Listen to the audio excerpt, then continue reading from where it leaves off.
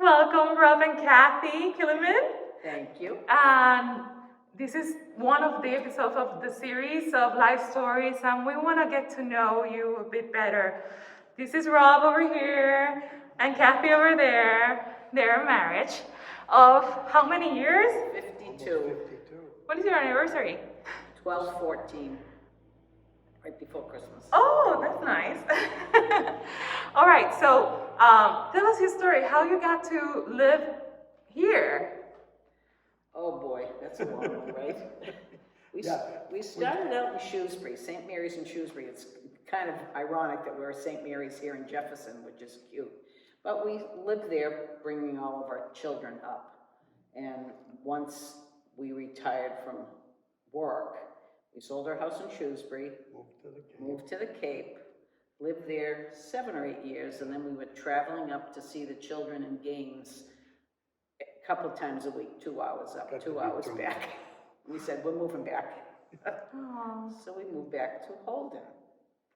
And we bought a house. Well, we were looking for a condo first off. You couldn't get into the condo. And I couldn't get into it. And so we bought a home. And we lived there 3 years. 3 years. And it was right down the street from the kids, with my oldest one. And my daughter lives in Rutland. My youngest one lives in California. That's where we run away in the wintertime to visit him. To get away from the cold. And then we sold that home and moved into a condo, finally. No outside work. I finally got her to move into a condo. Oh, it was your idea. No outside work. Oh, I understand. Seriously. So that's how we got here. My parents lived in Holden, and they were part of this parish, Leo and Rita Mullen. And my mother always said, oh, you're going to love Father Tim. And I said, well, we're going to join this parish because now we're in Holden, we need a Catholic parish. Because when we were down the Cape, we were at Christ the King. That was a big, giant parish. I mean, huge, lots of hundreds and hundreds of people. Lovely church. I didn't feel the same connection with Father Hoy that I feel with Father Tim. But, you know, everyone's different. So we have a lovely connection here. We love Father Tim. And now you take it from there and say how you, explain how you felt. Well, basically, you know, I've lived my life as a Catholic being married, but I never became a member of the church. But I felt comfortable now that I'm up here. Father Tim has welcomed me. I feel very comfortable with him.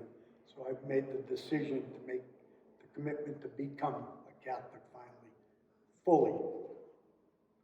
After all these years, but that's fine. I think it's wonderful. So you come from which tradition, Rob? I was born a Methodist. Methodist. And I was raised, part of my life was a Congregationalist. And I was, went to my religious classes under the Congregational Church. But you were baptized a Methodist. But I was baptized a Methodist. I see. Yeah. That's amazing. So we don't know, Rob is going to soon receive his sacraments. Woohoo! Yes. Finally. Yeah. So how many kids do you have? We have 3 children, 5 grandchildren. Yeah. And how has been this process for you of getting in love of the Catholic faith? What do you like about it? I feel like it's very welcoming, you know. And when I sit in the church, I always look at the crucifix hanging. When everything's going on and I'm listening to Father, I'm looking at the crucifix. It makes me feel very comfortable. You know, I feel very at ease looking at the crucifix. It just gives me a comfortable, warm feeling. Peace. Yeah. What this means for you, Cathy, this process? I'm so proud of him making this transition, although, you know, we've lived our life as Catholic Christians. It's so nice of him to finally make that final step. I'm proud of him. It's a wonderful decision on his part. I didn't have anything to do with it. He made that all by himself. This was all my doing. Yeah. That's wonderful to know. So that's amazing. And if you don't know Cathy and Rob they belong usually to the 4:30 mass, Right. and probably you have seen them there, even though now with the mass it's kind of difficult to recognize. We recognize a lot of people.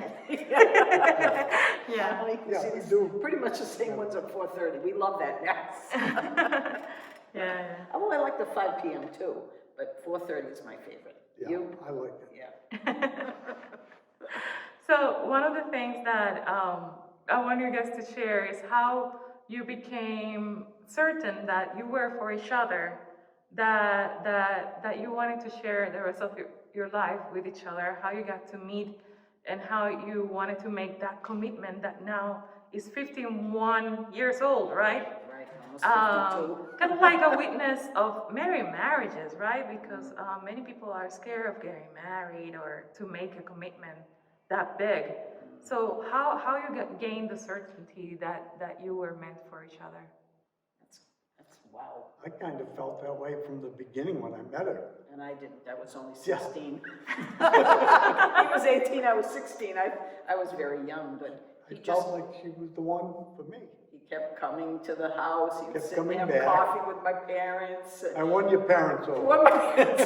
He won my parents over first. My mother said, That's smart. "That's going to be your husband." I'm thinking, "Oh my gosh, I'm not even thinking of anything like that." And my father said that. Your we father were said gonna the get same married. thing too. It was kind of funny. The first time we met, I met his parents. His father said that's going to be your wife, and my mother said that to him. My mother. Wow. Isn't that funny? Yeah. I just could tell we had that connection, and obviously, you know, Took a while to get to. No, how would we meet? I lived in Shrewsbury. You lived in Paxton. Just I mean, coincidence. well, God orchestrated it. Yep. I mean, really, it was a very strange meant thing. to be. I'm walking down the street with a girlfriend. He's sitting in another friend's car in their driveway, and he sees me walking up the street, whistles, and I'm thinking, who the heck is that? I don't want to know. He's whistling at me. That was a real strategy, It was Rob. very funny. That's very brave of him. But it Nothing caught to your lose. attention. Nothing to lose. It's so funny. And then he called me, and I'm thinking, I don't know him. I'm not going out with somebody I don't know. So the girlfriend said, well, we'll have a double date. Okay. And then I wasn't so enamored with you. I thought, oh my gosh, no. But like I said, over time, he kept coming around. He kept calling me. He came to the house. I wore you down. He wore me down.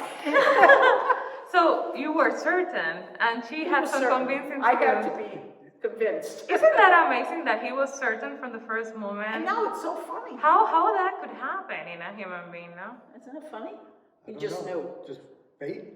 I mean, He's saying, I that just- redhead, that's mine. stay away from my redhead. We were just kids, though. But Yeah. it was a different time, Yeah. you know, and right after we got married, he had to go to Vietnam. Oh, So really? that's a whole nother story that you can talk about because, That's, well, talk about how you felt that you Well, were not gonna stay there. You were pretty coming home. much, I felt from the beginning that I was not going to die in Vietnam. God wasn't going to let me die there. I was going to come home to her, to my child, and it happened. You know, there were many times that I probably should have never made it home, but I did. His angel was right here. Yeah, Rob, and I understand that, we don't have to get in details, but it was a rough time over there. What amazed me is how you had that connection with God so early that you knew certain things and kind of like gave you comfort, and you were so confident about your safety and your decisions. I'm amazed about that because not everybody get that. No. No. You had certainty Well, about there I her. had people that, I went over to Vietnam with said they'd never come home. They didn't. They died there. You put your faith in God, and God took care of you, and that's the answer right there. Because it was a tough time, and he's talked a little bit about what he went through, but he says it was such a horrible time. He doesn't even want to. He shoved it down. I don't want to talk about it. Yeah. It's tough. Yeah. Talk more about it now than I used to. Yeah. Yeah. Does that make good to you, or do you think? Sometimes. Does it feel good to you? I don't like going back there. It's very uncomfortable going back to, I'd say, I have friends that were Marines and stuff, and they call me Doc, and oh God, we're going back in country, and I don't want to do that. Because he was a corpsman I in was the a Navy. Navy corpsman Attached with the to the Marine Marines. Corps infantry, so Yeah. I didn't want to go back in my mind to a place I didn't really like being. Right. Amen to that. Yeah. How you felt, and I've seen a couple of examples, how you felt the presence of God in your marriage and in your lives through these years. I think he blessed us in a lot of ways. I mean, Yeah, he helped us get through the rough Rough stages, because times. there were, There was like some any rough marriage, times. it's a lot of work. I mean, it's not all hugs and kisses. And no. there's a lot of times when you don't like one another. Or at that point in time, you still love each other, but you say, God, how am I doing this? He always came down and made sure it was okay. And we always made up before we went to bed. Oh, We yeah. never went to bed mad. No. Oh, wow. No. That's beautiful. And sometimes, see this red hair? Yeah. Sometimes it gets the best. I can be a little It volatile. gets the best of both of us. I can be a little volatile. Yeah. I'm praying for patience all the time. I mean, at this point, 51 years of marriage, God bless you, you know the best of each of you. Oh, yes. And you know the worst. Yes. Yep. And you love the whole. Exactly. Exactly. Isn't that very godlike?